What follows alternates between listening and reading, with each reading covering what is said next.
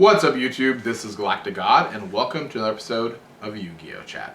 Now the other day I was talking with some friends of mine and we were discussing the upcoming ban list. Now it's getting close to March 1st, so ban list season is upon us. So you're going to start hearing a lot of YouTubers and other duelists from your locals and players just all around talking about ways to fix the meta.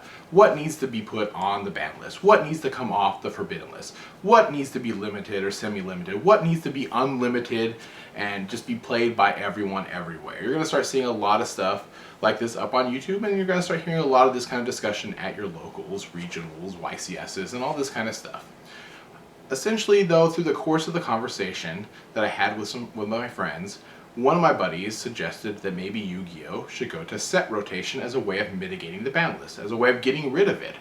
And that kind of idea kind of intrigued me a little bit, and we all kind of discussed it. And what I want to do in this week's episode of Yu-Gi-Oh Chat is bring that idea to you guys. I want to talk to you guys about bringing a set rotation to Yu-Gi-Oh. So first what I'm going to do is kind of tell you guys what a set rotation is, then I'm going to give you my feelings upon it, and then ultimately bring the question to you. So for those of you who are unaware, some other TCGs such as Magic the Gathering and Naruto use a thing called set rotation. A set rotation essentially means that you can only use or you can only play cards within, like, let's say the last 5 sets. Now I'm not going to say 5 sets is going to be the limit for Yu-Gi-Oh or for other TCGs, but we're just going to use that as an example, as a way to explain this. So you can only go 5 sets back and use those cards from those last 5 sets, and everything before that 5th set is essentially unplayable. It's essentially banned. You can't use it. It's forbidden. So only the newest 5 sets are the cards that you have for your card pool to make decks out of. And some of you might be like, oh, that's crazy. How could other TCGs get by with that? How do you get enough cards to be able to build decks? And one of the things they do is they release a thing called a core set, which has a crap ton of staples essentially reprinted in it. So you'll get cards like Solemn Warning, Smashing Ground, I don't know, Bottomless Trap Hole, Regular Trap Hole, MST, all these other kind of things, maybe Pot of Greed, some other cards, Witch of the Black Forest, that are on the ban list that could be playable now because they released in a core set, and now they become playable during that rotation because it's within the last 5 sets. Kind of similar to Battle Pack Epic Dawn, but not kind of constructed the same way as to compete in sealed play, but just constructed as a way to release a large amount of staple cards. And so what you would have is you'd have that core set, and then you would get, 4 regular sets after that. The core set would probably also comprise of cards that old themed decks that are going to be getting new supports. So like if a core set was to come out tomorrow, it would include all these staple cards and probably maybe the original Harpy Lady stuff, maybe some of the new Blackwing cards, or the old Blackwing cards I should say, because upcoming sets are going to have new Harpy support and they're going to have new Blackwing support. So it's important to have the older stuff released so that you can play it along with your new theme support.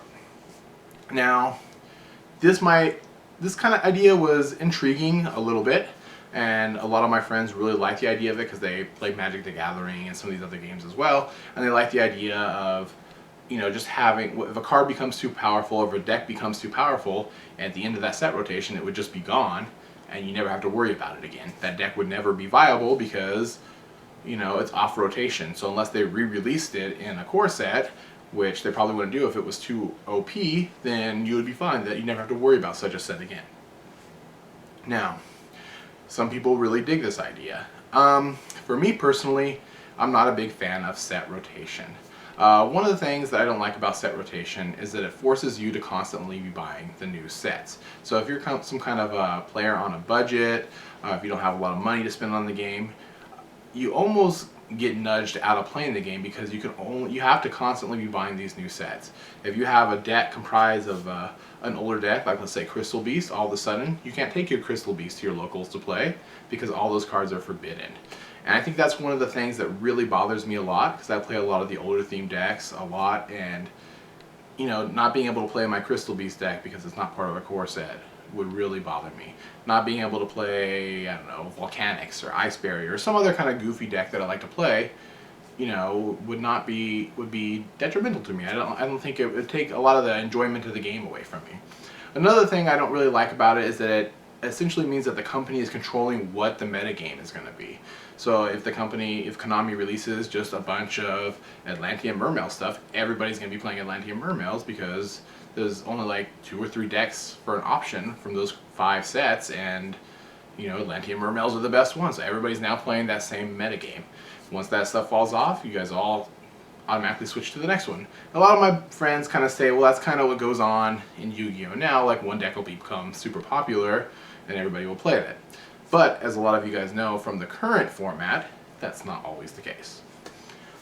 So that's kind of my reasoning behind the set rotation, is that it takes away your enjoyment of playing older decks that, you know, that you love because they're not part of the set rotation, and it kind of controls the meta a little too much, I think.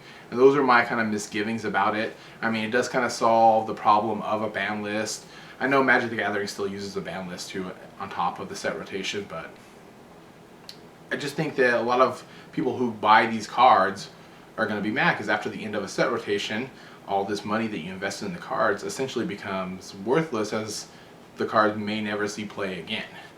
And I think that's also a problem because Konami only really supports one format, whereas some of the other TCGs don't. They support multiple formats where you can still use the older ones. But we all know Konami can do that. They already don't, you know, support the traditional format. And that's kind of my feelings on the set rotations that would do, I don't know, I feel like it would do more harm than good. And plus, I like being able to go back and look through the really old cards and finding that one lost gem of a card that would fit perfectly in this new theme deck that's coming out. I'm like, oh, this is going to make this new deck really worth playing for me. And I think that's one of the really great things about Yu-Gi-Oh! Is finding those long lost cards and having this massive pool of cards to choose from.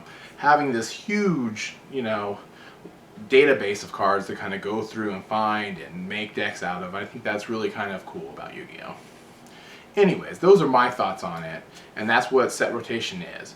But what do you guys think about set rotation? Do you think it's something that could be used in Yu-Gi-Oh? Do you think it's something that would help our game? In the comment section below, let me know what you think about bringing set rotation to Yu-Gi-Oh. And I guess that's about it for this week. This is GalacticGod, out.